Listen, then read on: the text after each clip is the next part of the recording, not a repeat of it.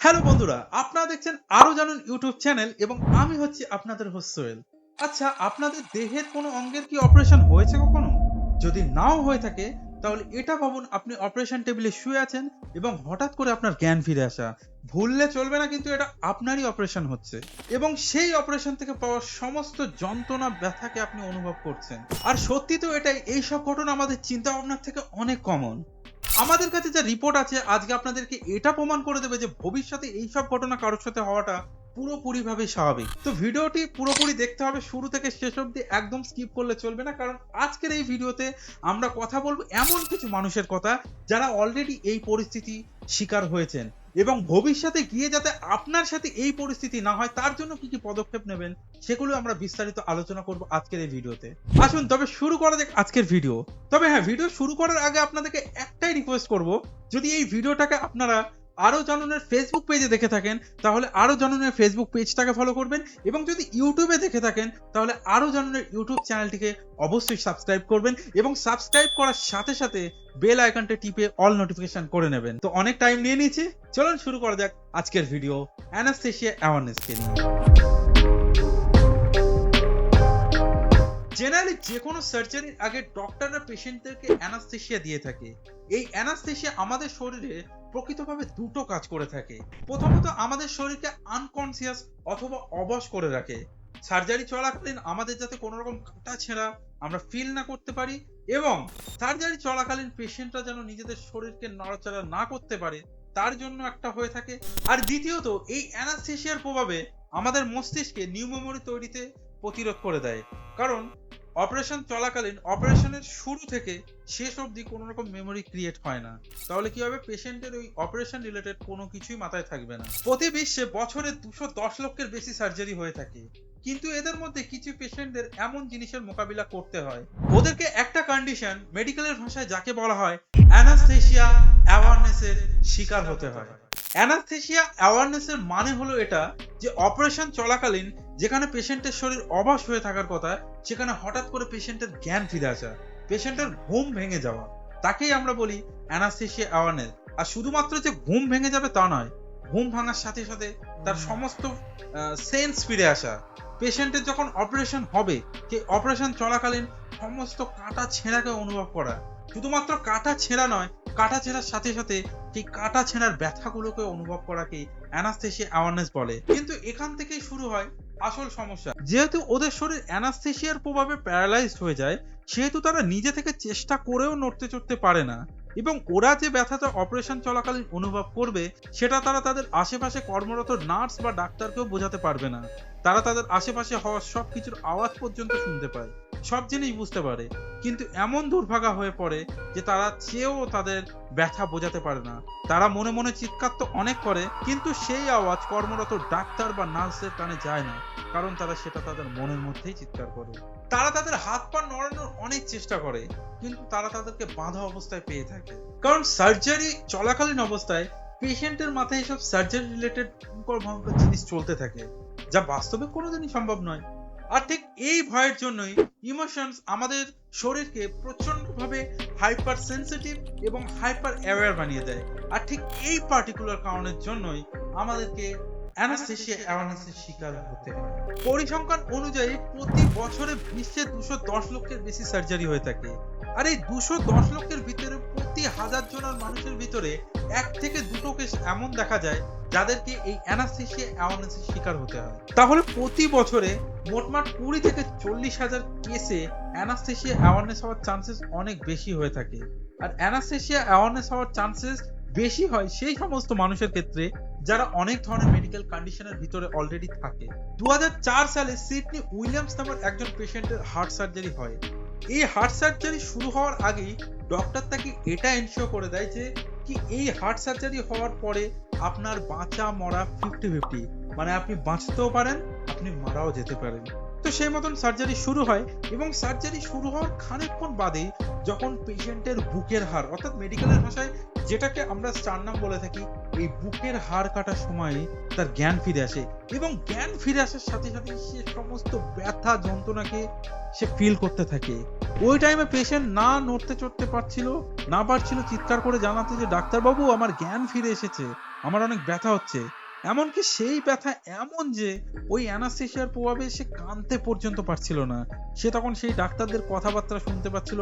এই অপারেশনের পরে তিনি সুস্থ তো হয়ে গেছিলেন ঠিকই, কিন্তু এই অপারেশন হওয়ার পরেই সপ্তাহখানেক তার ঘুম হারাম হয়ে গেছিল, যেটাকে আমরা মেডিকেলের ভাষায় বলে থাকি পোস্ট ট্রমেটিক স্ট্রেস ডিসঅর্ডার বলে থাকি, যেটা এইসব কেসে হওয়াটা পুরোপুরিভাবে স্বাভাবিক। ঠিক এরকম আরো একটি কেস আমাদের সামনে আছে, যেখানে জিমি স্মিথ নামের এক মহিলার অপারেশনের মাধ্যমে দুটো জরায়ু বা ওভারিকে কেটে বাদ দেওয়ার কথা চলছিল। আর ঠিক আগের ঘটনার মতোই অপারেশন চলাকালীন অবস্থায় ওনার জ্ঞান ফিরে আসে। কিন্তু কি হবে আর, মেডিকেশন বা অ্যানাস্থেশিয়ার প্রভাবে তার শরীর প্যারালাইজ ছিল, যার দরুন তিনি না পারছিল নড়াচড়া করতে, না পারছিল কোনো একটা সংকেত দিতে যে তার জ্ঞান ফিরেছে। এবং তিনি ওই অপারেশন থেকে হওয়া প্রত্যেকটা কাটা ছেঁড়া সেলাইকে অনুভব পর্যন্ত করেছেন মুখ বুজে। ওনার জন্য এই ব্যথাগুলো এমন ছিল, মনে করো ওনার শরীরে কেউ অনেকগুলো বোমা একসাথে বিস্ফোরণ ঘটাচ্ছে। তার অনেক ভয় করছিল। শুধু তাই নয়, তার মুখে ব্রিদিং টিউব থাকা সত্ত্বেও তার অনেক শ্বাসকষ্ট হচ্ছিল। আর এই সব জিনিস জিমির সাথে এই কারণে ঘটেছিল, কারণ জিমিকে যে অ্যানাস্থেটিক ড্রাগ তার শরীরে ইনজেক্ট করানো হয়েছিল, সেই অ্যানাস্থেটিক ড্রাগের অ্যাকশন অপারেশন চলাকালীন অবস্থাতেই শেষ হয়ে যায় এবং জিমিকে একটা ভয়ঙ্কর অ্যানাস্থেশিয়া অ্যাওয়ারনেসের শিকার হতে হয়। আর ওয়েট, আপনারা যদি এটা ভেবে থাকেন যে যে দুটো কেস আমি বললাম এগুলোই খুব ভয়ঙ্কর, তাহলে আপনারা ভুল। আমাদের কাছে এমন একটা কেস আছে যেটা এই সবের থেকে অনেক ভয়ঙ্কর। এই ভয়ঙ্কর কেসটা ঘটেছিল সালমান সিজমন নামের একটা ব্যক্তির সাথে। সালমান সিজমনের অ্যাবডোমেন অর্থাৎ পেটের ব্যথা ছিল। তিনি অনেক মাস ধরেই পেটের ব্যথায় ভুগছিলেন এবং তিনি যখন একটা ডাক্তারের কাছে যান কনসাল্ট করার জন্য, ডাক্তাররা বলেন যে এই পেটের ব্যথাটা অনুসন্ধান করার জন্যই একটা সার্জারির প্রয়োজন এবং সাথে সাথে তিনি সেই সার্জারিতে হ্যাঁও বলে দেন। সালমান সিজমনের অপারেশন শুরু হওয়ার আগেই অ্যানাস্থেসিওলজিস্ট তাকে প্যারালাইজিং ড্রাগ তো দিয়ে দিল, যার কারণে তার যে মাংসপেশিগুলো থাকবে সেগুলো অবশ হয়ে যাবে, যাতে করে কি হবে তিনি হাত পা নড়াতে পারবেন না। কিন্তু ওই অ্যানাস্থেসিওলজিস্টের একটা ছোট্ট ভুলের জন্য তাকে কোনো রকম অ্যানাস্থেসিয়া দেওয়া হয়নি। আর ঠিক এইভাবেই এই অবস্থাতেই অপারেশন শুরু হয় পুরো 29 মিনিট ধরে। আর এই সময় তিনি সজ্ঞানে ছিলেন, তার সামনে হওয়া প্রত্যেকটা জিনিস তিনি নিজের চোখে দেখছিলেন, কিন্তু ওই যে একটু নড়তে চড়তে পারছিলেন না। সার্জারি শুরু হওয়া 16 মিনিট পরেই যখন সালমানের পেট ছুরি দিয়ে কাটা হয়, ঠিক সেই টাইমেই অ্যানাস্থেসিওলজিস্ট নিজের ভুল বুঝতে পারেন এবং সাথে সাথে সালমানের শরীরে অ্যানাস্থেটিক ড্রাগ ইনজেক্ট করেন। কিন্তু ততক্ষণে অনেক দেরি হয়ে গেছে। এই অপারেশন, এই সার্জারি শেষ হওয়ার সাথে সাথেই সালমানের যখন জ্ঞান ফিরে আসে, তখন সালমানের শরীরের অবস্থা ক্রমে ক্রমে অবনতির দিকে যেতে থাকে। কারণ এই সমস্ত জিনিস তার মস্তিষ্কে প্রচন্ডভাবে আঘাত ফেলে। কারণ সার্জারি শুরুতে যা যা হয়েছিল সেই সমস্ত জিনিস সালমানের ভালোভাবে মনে ছিল, যেই কারণে এই সমস্ত জিনিসগুলো তার মস্তিষ্কে প্রচন্ডভাবে আঘাত ফেলেছিল। সার্জারি হওয়ার কিছুদিন অবধিও তার ঠিকঠাকভাবে ঘুম হতো না, কারণ তিনি যখনই ঘুমানোর চেষ্টা করতেন না, এইসব জিনিস, এইসব যে ভয়ঙ্কর অভিজ্ঞতা তার সাথে হয়েছে, এইসব জিনিস তার স্বপ্নে পুনরাবৃত্তি হতো। স্বপ্নে তিনি এইসব জিনিস দেখতে পেতেন।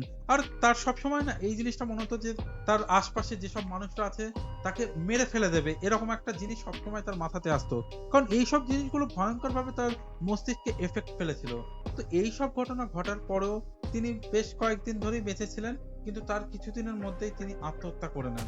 বেশিরভাগ ক্ষেত্রেই অ্যানাস্থেসিয়া অ্যাওয়ারনেস অ্যানাস্থেসিওলজিস্টের ভুল ত্রুটির কারণে হয়ে থাকে, অথবা একটা পেশেন্টের শরীরে কতটুকু অ্যানাস্থেসিয়া প্রয়োজন সেটার পরিমাপটুকু ভুলভাল করে ফেলে। এই কারণে অ্যানাস্থেসিয়া অ্যাওয়ারনেস হয়ে থাকে। মেডিকেল সায়েন্সের এত উন্নতি হওয়ার কারণে এমনও কিছু যন্ত্র আছে যেটা সার্জারির সময় ডাক্তারকে জানিয়ে দিতে পারে ঠিক কতটা সময় পেশেন্টের জ্ঞান ফিরে আসতে পারে। কিন্তু কি হবে, এই যন্ত্রের দাম এত বেশি, 15-20% হসপিটালে এই যন্ত্র দেখতে পাওয়া যায়। কিন্তু দেখুন, ভবিষ্যতে যদি আপনাদের কোনো সার্জারির প্রয়োজন পড়ে, তাহলে কোনো রকম ভয় পাওয়ার দরকার নেই, কারণ আপনাকে শুধুমাত্র এই পরিস্থিতিটাকে মোকাবিলা করার জন্য কিছু কিছু জিনিস মাথায় রাখতে হবে। সেগুলো কি কি? কোনো সার্জারি শুরু হওয়ার আগে ডক্টররা পেশেন্টদের কাছ থেকে অনেক রকম ইনফরমেশন নেয়। ঠিক এই কারণেই নেয় যে পেশেন্টটা আদৌ কি এই সার্জারির জন্য ফিট নাকি আনফিট।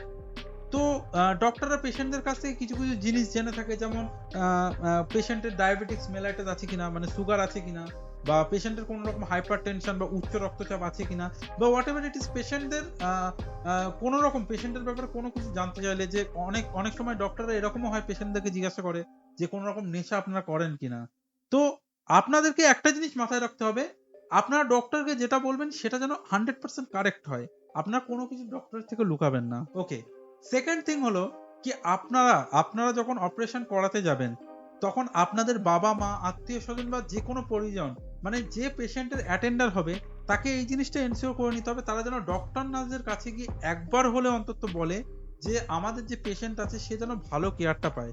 তাদেরকে এই জিনিসটা একবার বলে দিতে হবে। আর এর পরেও যদি কোনো রকম ভুল ত্রুটির জন্য কোনোভাবে আপনাকে অ্যানাস্থেসিয়া অ্যাওয়ারনেসের শিকার হতে হয়, তাহলে আপনার কাছে এই রাইটস আছে, আপনারা সেই ডক্টর বা সেই নার্সের বিরুদ্ধে উপযুক্ত আইনি ব্যবস্থা নিতে পারবেন। তো বন্ধুরা, অ্যানাস্থেসিয়া অ্যাওয়ারনেস নিয়ে আজকের ভিডিও এইটুকুই ছিল। আমি আশা করব আপনারা এই ভিডিও থেকে অনেক কিছু শিখেছেন। আর যদি আপনাদের মনে হয় যে আপনারা কিছু শিখেছেন এই ভিডিও থেকে, তাহলে এই ভিডিওটা আপনাদের আত্মীয় পরিস্বজন, আপনাদের যে বন্ধুরা আছে, আপনার বাড়ির লোকজনদেরকে এই ভিডিওটা অবশ্যই শেয়ার করে দেবেন, তারাও অনেক কিছু জানতে পারবে। আর যদি আপনাদের মনে কোনো প্রশ্ন জাগে এই অ্যানাস্থেসিয়া অ্যাওয়ারনেস রিলেটেড, ইয়া আপনাদের যদি মনে হয় যে আপনারা কোনো একটা পার্টিকুলার বিষয়ের উপরে ভিডিও চান আমার কাছ থেকে, তাহলে সেটা কমেন্ট বক্সে লিখে দেবেন। আমি সবার কমেন্ট পড়বো, যদি আমার মনে হয় আমি সেই পার্টিকুলার বিষয়ের উপরে ভিডিও অবশ্যই বানাবো। আর যারা যারা নতুন এসেছেন তারা সাবস্ক্রাইব করে দেবেন। ঠিক আছে, দেখা হচ্ছে পরের ভিডিওতে। বাই বাই, জয় হিন্দ।